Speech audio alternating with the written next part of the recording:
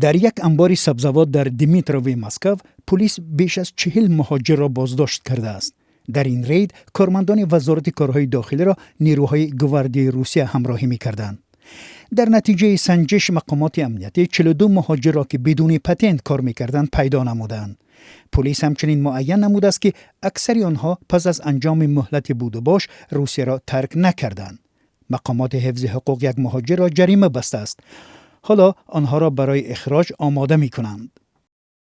ریدها علیه مهاجران نه تنها در ساختمان‌ها، بازارها و انبارهای سبزوات صورت می‌گیرند، در مؤسسه‌های تفریحی نیز تفتیش شهروندان خارجی ادامه دارد. همین طریق پلیس در کلوب‌های شبانه تیومن 18 مهاجر به گفته‌اش غیر قانونی را بازداشت کرده است. در این باره از ریاست وزارت کارهای داخلی در ولایت خبر دادند. سندهای این مهاجران برای بررسی مسئله اخراج به دادگاه فرستاده شدند.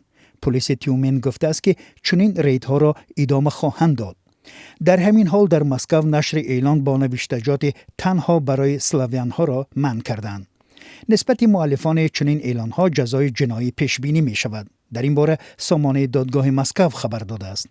طبق قرار دادگاه ناحیه سانتسیفسک، نوشتجات تنها برای اسلاویان‌ها غیر قانونی بوده، به اساسهای ترتیبات مخالفت و منافع جمعیت و دولت را ویران می‌کند.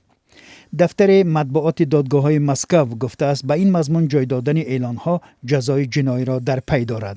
در اولی سال دادگاه دراگومیلووی مسکو 3 اعلان را در شبکه اجتماعی و کانتاکتی که در جایهای خالی تنها اسلاویان‌ها را به کار می‌گرفتند ممنوع کرد. در اعلان‌های مذکور در نانوایخانه، ساختمان و مغازه لباس کار پیشنهاد می‌شد.